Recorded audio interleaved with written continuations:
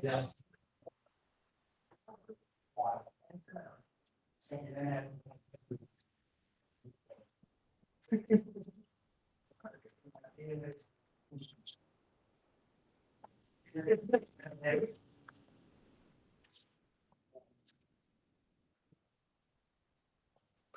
Dear friends, आज की इस वीडियो में हम बात करेंगे जो आपका यूपी पीजीटी का एग्जाम होता है उसका प्रीवियस ईयर्स के कुछ क्वेश्चंस है, उनका अपन सॉल्यूशंस देखने वाले हैं। सो बेसिकली हम बात करेंगे जो आपका यूपी पीजीटी का एग्जाम होता है। यूपी पीजीटी का जो एग्जाम होता है उसके कुछ पीवाईक्यूज है, प्रीवियस ईयर के क्वेश्चंस हैं, उनके सॉल्यूशंस अपन ट्राई करेंगे। This video is going to be helpful for you क्योंकि आपका एग्जामिनेशन होने वाला है यूपी पीजीटी का।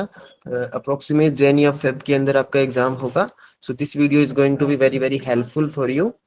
सो let's start the discussion. Okay, so ये जो आपका पेपर है वो यूपी पीजीटी का पेपर है 2000 का। ओके, ईयर्स का फिजिक्स का पेपर अपन उसको सॉल्व करेंगे। बेसिकली देखिएगा किस टाइप के क्वेश्चंस पूछे जाते हैं एग्जामिनेशंस के अंदर and how to solve this questions. ये आपकी बुक है, इसके अंदर सॉल्यूशंस विद सॉल्यूशन दिए हुए हैं आपको questions.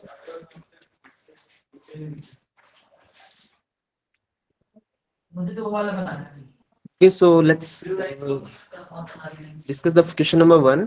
Question number one is given that which of the one of the following phenomena is the causes of solar energy. Okay, the question आपसे पूछा गया है कि जो सोलर एनर्जी जो है, सन से जो एनर्जी रिलीज होती है, क्या फेनोमेना है जिसकी वजह से सन से एनर्जी रिलीज होती है।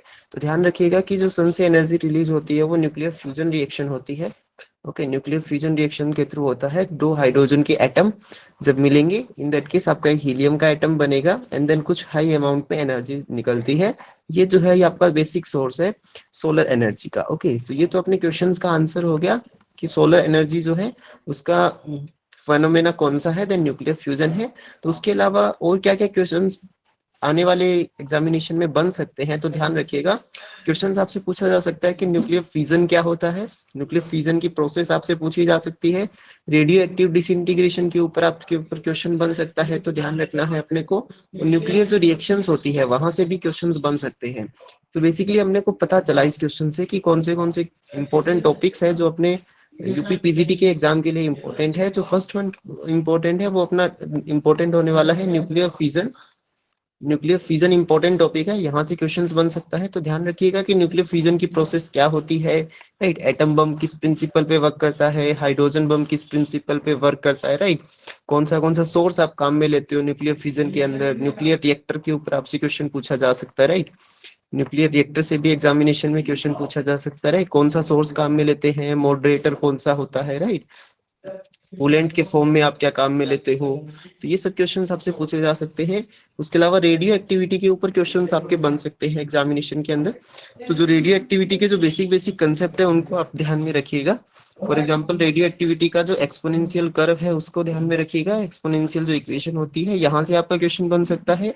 लेमडा के बारे में पूछा जा सकता है कि लेमडा की यूनिट क्या होती है। लेमडा को अपन डीके कांस्टेंट बोलते हैं। राइट, तो इसकी यूनिट जो होती है वो डीके पर सेकंड के अंदर होती है। ओके, हाफ लाइफ के ऊपर क्वेश्चन आपसे पूछा जा सकता है। Half life and decay constant के अंदर आपसे रिलेशन पूछा जा सकता है, तो ये सब आप ध्यान में रखिएगा। So these type of questions can be asked in the examination.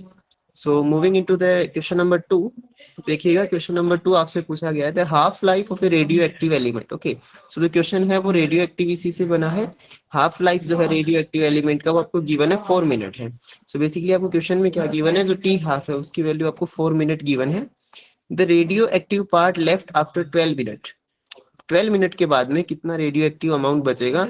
और आपसे बोला गया है कि इनिशियल स्टेट के अंदर 1 ग्राम है ये जो एलिमेंट है। सो आपको पता है कि जो हाफ लाइफ के कंसेप्ट से आप इस क्वेश्चन को सोल्व कर सकते हो। राइट, आपको पता है कि एक हाफ लाइफ के अंदर 1/2 हो जाता है जो अमाउंट होता है। अगर आपसे पूछा गया कि 12 मिनट के बाद कितना होगा, तो आप देखिएगा 4 मिनट एक हाफ लाइफ है, उसके बाद 4 मिनट दूसरी हाफ लाइफ होगी और 4 मिनट तीसरी हाफ लाइफ होगी। तो बेसिकली 12 मिनट के अंदर जो रेडियो एक्टिव डीके है वो 3 हाफ लाइफ को प्रोसीड कर जाएगा। दैट मीन्स जो आपका अमाउंट होने वाला है वो 1/2 अप टू द पावर 3, इतना जो प्रोसेस है वो डीके हो जाएगा। सो आपको यहाँ से ये वाला फैक्टर ध्यान में रखना है, 1/2 टू द पावर जो 3 है। सो इसको आप ध्यान में रखिएगा।